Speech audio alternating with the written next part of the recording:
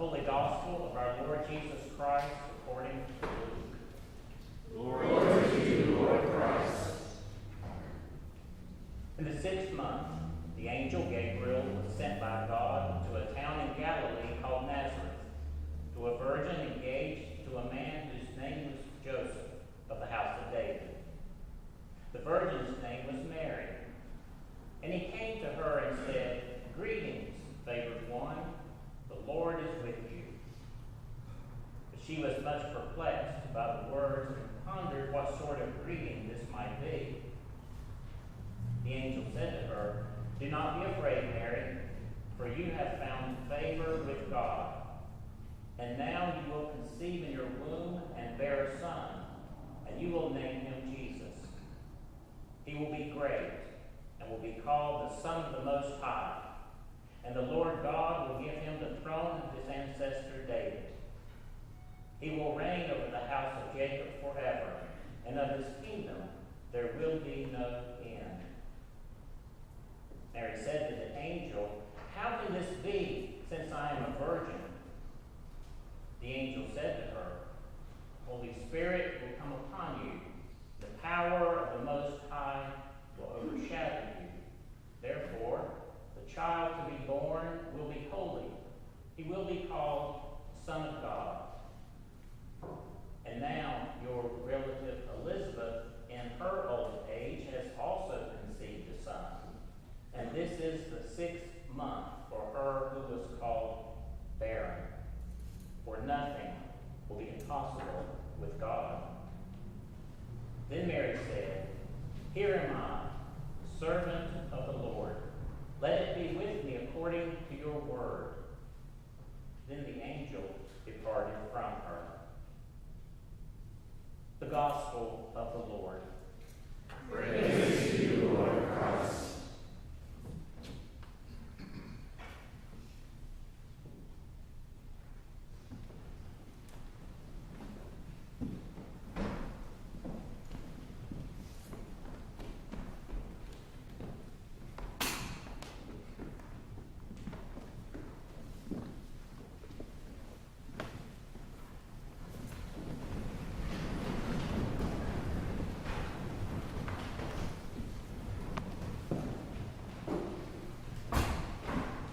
Today, on this 4th Sunday of Advent, we celebrate and honor Mary, the mother of Jesus.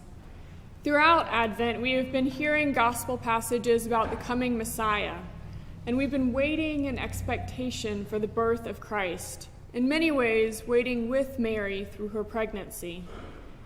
Today's gospel is the story of the Annunciation, when Gabriel tells Mary that she will conceive and bear a son. It's a story that we hear every year, one that's celebrated in beautiful artwork and dramatic theater. In these reimaginings, Mary is often depicted as being quiet, passive, demure. We elevate and celebrate her willingness to submit to God in order to bear the incarnation of God in the person of Jesus. But today, I'd like to challenge this conventional picture of passive Mary that we often encounter. See, I don't think there was anything quiet or passive or demure about this woman. I think that she was the strongest woman that ever lived, and that God knew that. After all, God chose her to birth and raise the Messiah. Although Mary doesn't speak much in our passage today, what she does express is anything but passive. Gabriel greets her, "Greetings, favored one, the Lord is with you." Embedded in this greeting is the notion that Mary has already been singled out by God. Before she knew anything of the plan, God chose her, favored her, and was with her in a special and unique way. No doubt we would all like to be so singled out by God, but Mary's response to this initial greeting is a perfectly natural one. She gets confused. We're told that she was perplexed and wondered what kind of greeting this might be.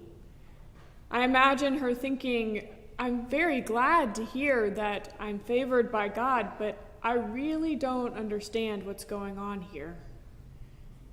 Gabriel specifically tells Mary not to be afraid, leading us to conclude that she probably was afraid, which would be a perfectly natural reaction for a young peasant girl who suddenly finds herself face to face with an angel. Fear, even reverent fear, is to be expected. Gabriel goes on to reiterate that Mary has found favor with God, and then to tell her the shocking truth. You will conceive in your womb and bear a son, and you will name him Jesus. He will be great and will be called the Son of the Most High, and the Lord God will give to him the throne of his ancestor David. He will reign over the house of Jacob forever, and of his kingdom there will be no end. That is quite the proclamation. But here, Mary doesn't just say, okay. She questions the angel. How could this be? She says. As she did earlier, Mary didn't just blindly accept the angel's message. She thought about it. She pondered it. She questioned it. And I don't think that this was done in a disrespectful way at all, but rather in a way that expressed genuine curiosity and an attempt to understand this mysterious message that was being delivered. Gabriel goes on to explain how Mary will become pregnant and to tell her that her cousin Elizabeth is already with child.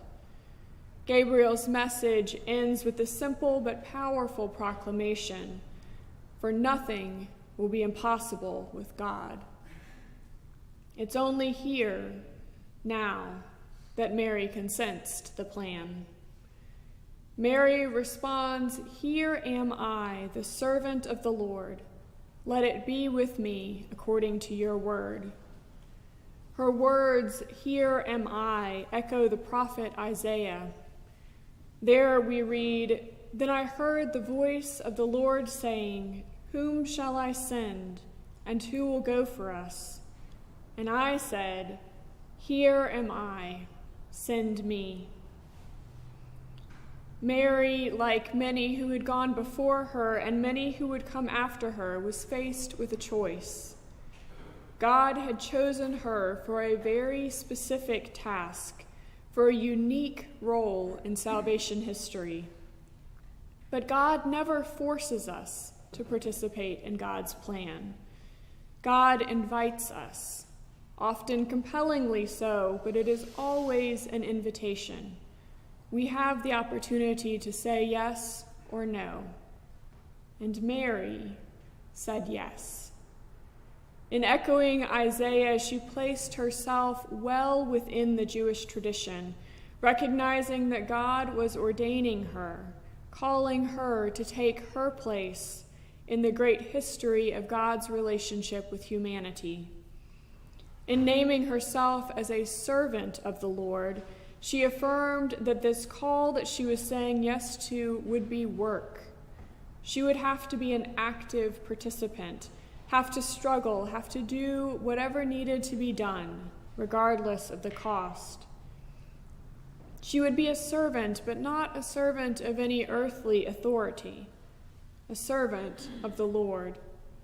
This means that no matter what she suffered along the way, she would always place her relationship with God, including her relationship with her Son as the incarnation of God, above all others. "Here am I, the servant of the Lord. Let it be with me according to your word."